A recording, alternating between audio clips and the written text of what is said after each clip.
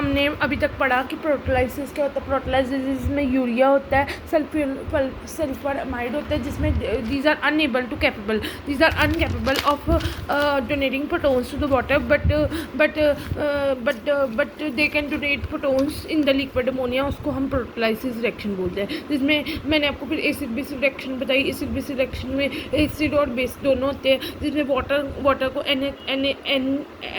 Water को करोगे equilibrium पे तो H3O प्लस OH हो जाएगा। H3O क्या होगा, एसिड की तरह बिहेव करता है। OH क्या होगा, बेस की तरह बिहेव करता है। फिर एम्फोटेरिक कौन से होते हैं, एसिड और बेस दोनों होते हैं, उसको एम्फोटेरिक सब्सटेंसेस बोलते हैं। NH4 एसिड में NH4 आयंस हमारा लिक्विड अमोनिया में NH4 एसिड की तरह बिहेव करता है, NH2 हमारा बेस की तरह बिहेव करता है। आगे हमने करना है reactions of amino acids. The amino acids is a substance that furnish NH ions in the liquid ammonia. ठीक है, दैट फर्निश क्या करता है, NH4 ion in the liquid ammonia. Ammonium halides, nitrate और the thiocyanates are very soluble in water are very soluble in liquid ammonia, giving NH4 ions, and their concentrated solutions act as a amino acids. We know that the acids give hydrogen with the metals in the aqueous solutions.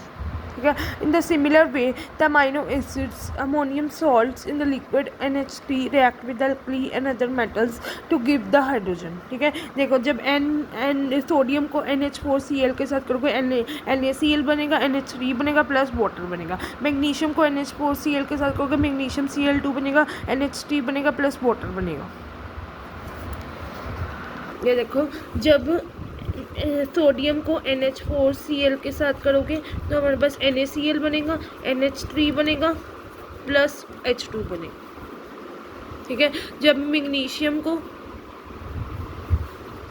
NH4Cl के साथ करोगे तो ये magnesium Cl2 बनेगा, NH3 बनेगा plus H2 बनेगा। ठीक है, जब सोडियम को NH4Cl के साथ करोगे NaCl बनेगा, NH2 बनेगा, NH3 अमोनिया बनेगा और H2 बनेगा। ठीक है, ऐसी मैग्नीशियम का। उसके बाद है जब आप saturated solution of ammonium nitrate को in the ammonia also dissolve many metal oxides, जैसे Na2O। सोडियम ऑक्साइड्स को जब NH4Cl के साथ करोगे NaCl, NH3 और यहाँ पर वाटर बनेगा। वहाँ पर हाइड्रोजन बना था ना, ठीक है। यहाँ पर उन्होंने कहा था मोनो एसिड जब रिएक्ट करेंगे अल्कली मेटल के साथ तो फिर अदर मेटल के साथ जो हाइड्रोजन देंगे, वहाँ पर हमारे पास यहाँ पर वाटर बनेगा। हमने रिएक्शन की जब हमने सोडियम को NH4Cl के साथ किया तो ये हमारे पास NaCl बना, NH3 बना और प्लस H2 बना। ठीक है, फिर हमने की रिएक्शन MgNH4Cl के साथ किया तो MgCl2 बना, NH3 बना और साथ में H2 बना, ये देखो एक मिनट ये देखो। ठीक है, जब Na सोडियम को NH4Cl के साथ किया NaCl बना, अमोनियम बना और H2 बना। ऐसे ही हमारे पास मैग्नीशियम के आगे है कि जब Na2O सोडियम ऑक्साइड को जब Na2O को जब आप NH4Cl के साथ करोगे, ये देखो Na2O प्लस NH4Cl के साथ करोगे तो NaCl बनेगा प्लस NH3 बनेगा प्लस हमारे पास यहाँ पर वाटर बनेगा। ठीक है, जब कैल्शियम ऑक्साइड को NH4Cl के साथ करोगे तो फिर आपके पास यहाँ पर कैल्शियम Cl बनेगा 2। ठीक है, प्लस हमारे पास क्या कहते हैं यहाँ पर NH3 बनेगा और प्लस फिर हमारे पास यहाँ पर वाटर बनेगा। ये दोनों रिएक्शन देख लो, मैंने करवा दी आपको दोनों। ठीक है, आगे देखो जब आप मैग्नीशियम 2 सिलिकॉन को NH4Br के साथ करोगे, सिलिकॉन H4 हो जाएगा, साथ में मैग्नीशियम Br2 बन जाएगा, NH3 बन जाएगा।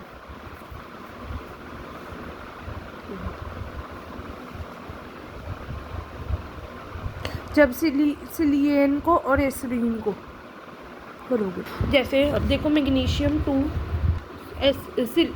सिलियन, ये सिलियन है। ठीक है, ये देखो सिलियन है, मैग्नीशियम 2 CSI, ये सिलिकॉन मतलब ना सिलियन है।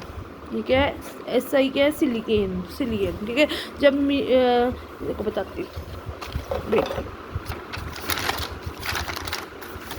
जब अब मैग्नीशियम सिलियन, SI क्या है, सिलियन, ठीक है। तो मैग्नीशियम 2 सिलियन को जब NH4Br के साथ करोगे तो ये आपके पास बनेगा सिलियन H4 हो जाएगा, साथ में आपके पास मैग्नीशियम Br2 बन जाएगा और साथ में अमोनिया बन जाएगा NH3। जब मैग्नीशियम 2 सिलियन को जब NH4Br के साथ करोगे तो ये आपके पास यहाँ पर बन जाएगा सिलियन H4 बन जाएगा, मैग्नीशियम Br2 बन जाएगा, साथ में NH3 बन जाएगा, ठीक है। आगे हमारे पास है Na3AS। AS का मतलब क्या है, एसिडीन, एसिडीन, एसिडीन है, ठीक है। तो देखो NH3AS को जब NH4Br के साथ करोगे तो ये आपके पास बनेगा AS रिकॉर्ड रहा है एक,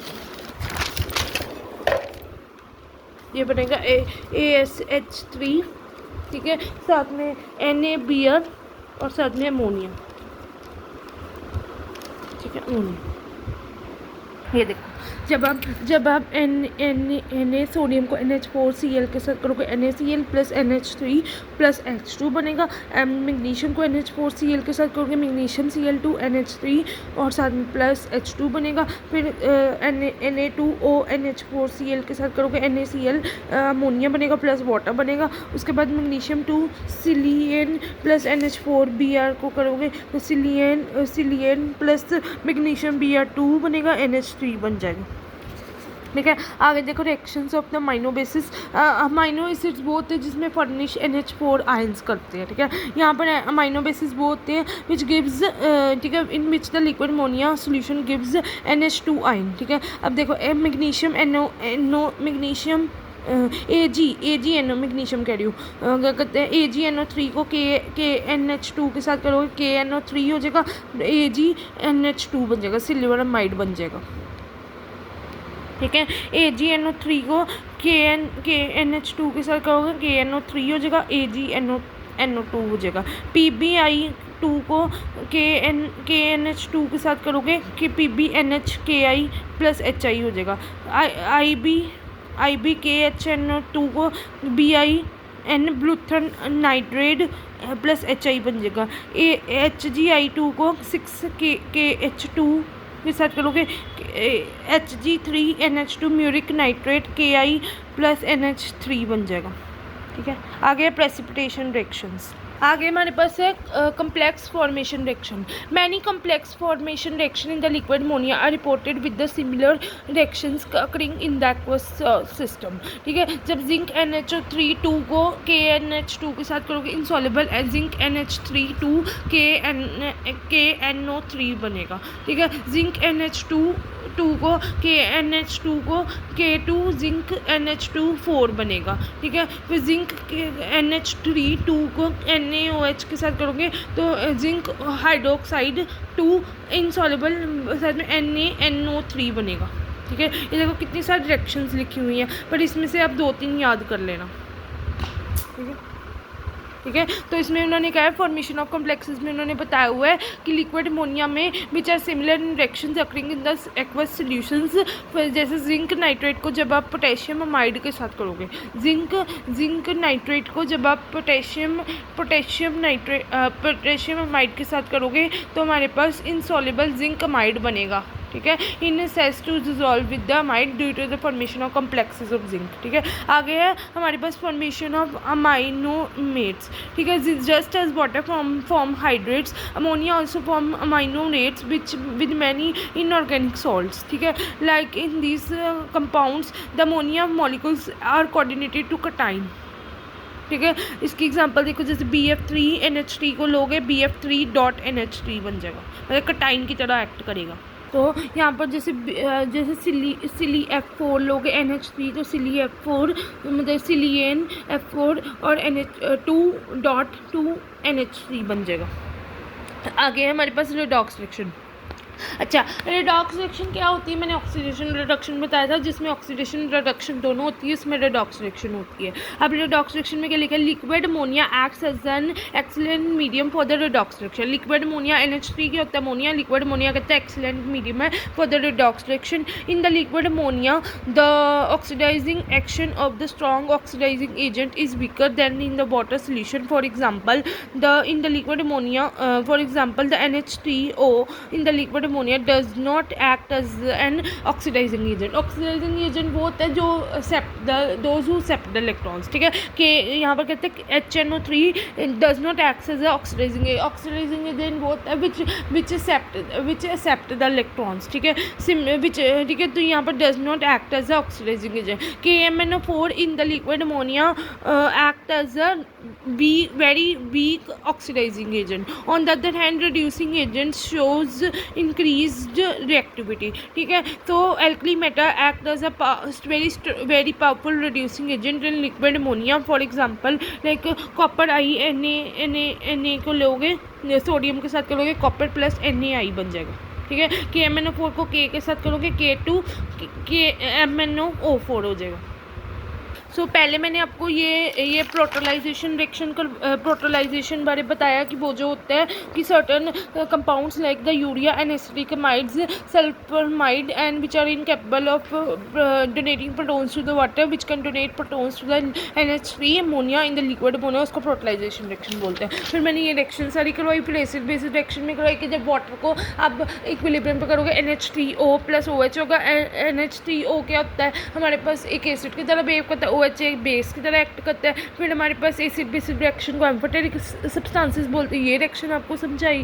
फिर ये अमाइनो एसिड्स वाली बताई कि Na सोडियम को NH4Cl के साथ करोगे NaCl plus NH3 plus OH2 हो जाएगा। फिर सोडियम ऑक्साइड को जब NH4Cl के साथ करोगे NaCl plus NH3 plus water हो जाएगा। फिर मैग्नीशियम 2 सिलिकॉन को NH4Br के साथ करोगे Cillian plus magnesium Br2 NH3 बन जाएगा। अमाइनो बेसिस बोलते हैं विच गिव NH2 आयन, ठीक है। तो हमारे पास यहाँ पर है क्या कहते हैं, यहाँ पर है AgNO3 प्लस KNH2 को KNO3 के साथ मैग्नीशियम NH2 के साथ कर दोगे, ठीक है। आगे प्रेसिपिटेशन रिएक्शन देखते हैं। पहले मैंने यहाँ तक आपको करवाया, फिर मैंने आपको कम्प्लेक्स रिएक्शंस बताई। कम्प्लेक्स फॉर्मेशन रिएक्शन करवाई। कम्प्लेक्स फॉर्मेशन रिएक्शन में फिर मैंने आपको कम्प्लेक्सेस के बारे में बताया, इसमें 2-3 रिएक्शन याद कर लेना। फिर अमाइनो रेट्स के बारे में बताया कि ये cation that coordinated to form the cation बनाते हैं। फिर रेडॉक्स रिएक्शन में बताया कि ये